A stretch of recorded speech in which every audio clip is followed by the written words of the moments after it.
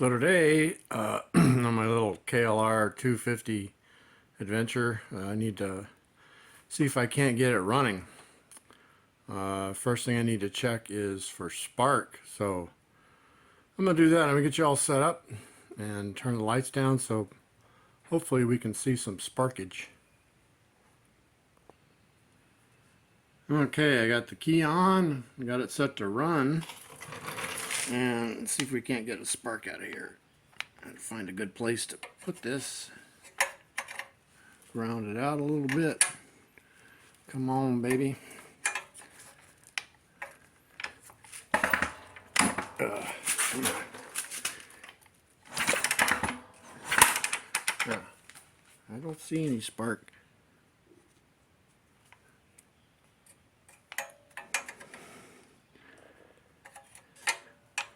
Need to find a better place. Maybe there. Let's try that.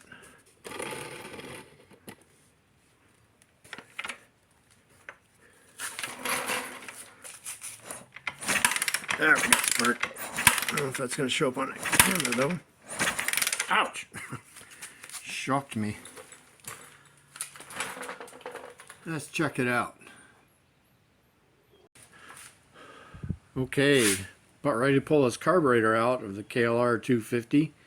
And honestly, a lot of the tools that I'm using here and the processes I'm using are going to be similar, if not exact, for almost all carbureted dirt bikes or dual sports. Great tool to have. Silicone spray.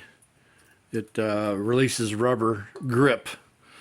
For this application, 10 millimeter wrench, box end, open end. You're going to need to remove the throttle cables.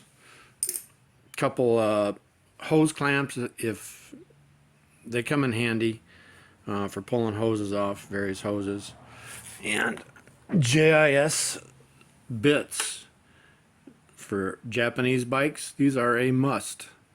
I think these are number 2 and number 3, I believe. A screwdriver of some sort with JIS bit. I really like this screwdriver. I use it a lot. It's ratcheting. I can ratchet both ways, and it also angles out so I can get some good torque. Okay, that's about it. So let's get busy to removing this carburetor out of the KLR 250. Actually, I already have removed it because I like to go through the entire process before I film it, so I can give everybody the easiest, simplest way to remove it. You know, what side you pull it out of, what to look out for, blah, blah, blah, blah, blah. And we'll go over all of that. And just to let you know, in the process of pulling it out, this is the intake boot. And this side goes to the air box, which is very pliable, as you can see. This side is just horrible. It's hard, and even with the carburetor out, I could not get the carburetor on this boot, so I had to order a new one, which is fine. It is old. And also during your process of removing a carburetor, you might want to check things out, like for instance, a crankcase vent tube. This is the crankcase vent tube that was on this bike.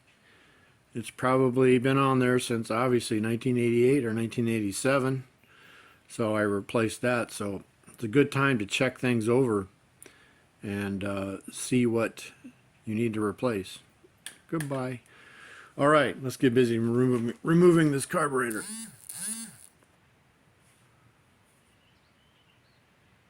Okay, first step in this process is to remove your throttle cables. So I want to remove the push. This is the, I believe this is the push, this is the pull. If you get them mixed up in reassembly, you'll know it. So loosen your 10 millimeter nut, pull that out, flip this around. You got to get this barrel out of here.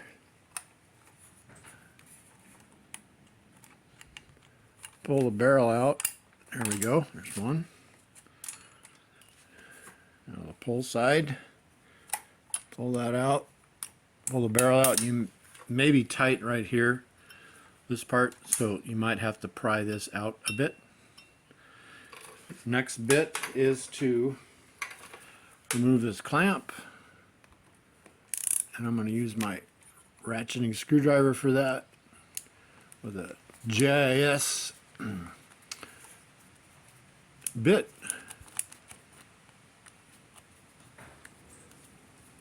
Get that out. Loose. That's loose enough. Okay. Now, on this particular model, it has a choke cable, and you want to. There's a really difficult, hard to get to nut on there, but you do not have to loosen that up yet. What you need to do is take your choke cable, which is right here. Let me get to the other side just to make this a little easier. Get all the slack pulled out from the bars that you can on the choke cable. We'll also be removing the coolant tank right here. That's got to go because you're going to pull the carburetor out from this side. So this is where your hose clamps might come in handy. Pulling this hose off, one on top, one on bottom, and one screw. Okay, let's get busy with that. See what kind of a mess we can make. Okay, the coolant tank is out. The only two things you need to be careful of is the this drain tube right here on the bottom of the carb, and there's some fuel lines that got to be disconnected, and I will do that now. You're going to want to disconnect your feed line. That's where your hose clamps might come in handy. Grab me a little baby one. Hose clamp.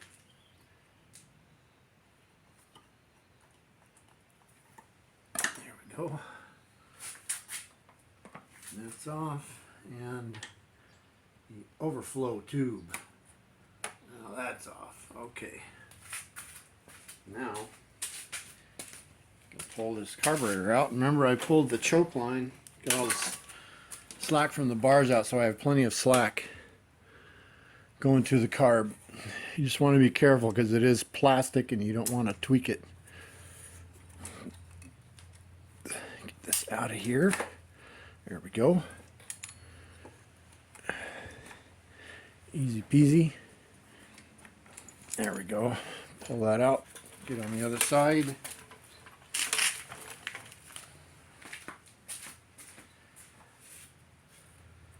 And gently pull it out. There it is. Pull the overflow tube off. No. Uh-oh.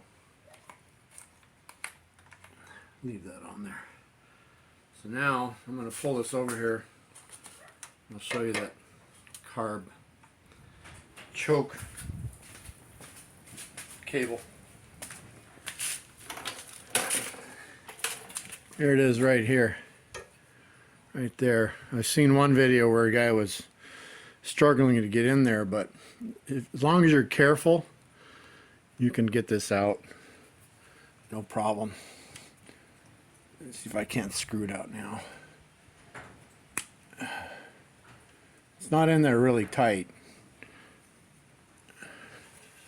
Sorry for my fumbling hands.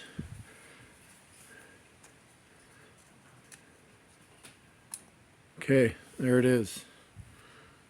Is that plastic? No, that is metal. That is metal. They do have kits just for this piece.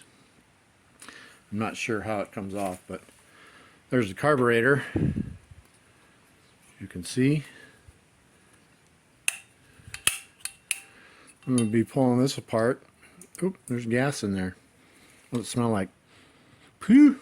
It's not fresh, that's for sure. That's for sure. It's not fresh at all. So, let's get to pulling it apart.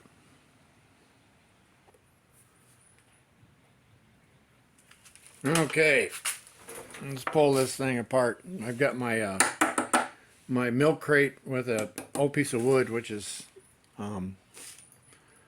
KLR approved. So let's get these screws out of the float bowl. See what we got. Excuse my hands. See what kind of mess we're looking at in here. I suspect it's going to be a bit nasty. I suspect that when I was told it was rebuilt last year, that was probably not true.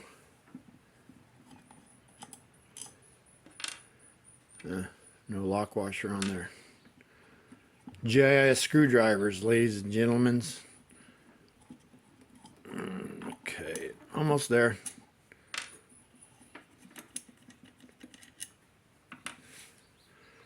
Here's the reveal time. Let's see what we got. Oh my. The heck is that? Green, nasty stuff. Look at that. Oofta. Gasket's all swollen. That's got to go bye-bye. Bye-bye. Yuck. Yeah, you can tell the carb was leaking pretty good too. Looks like they used some silicone on there trying to seal it. That was dumb. Either that or just old gas. Jets are all clogged, obviously. We need a serious cleaning here, so I'm going to leave it at that. I'm going to clean this thing, reassemble it, and I will get back to you later.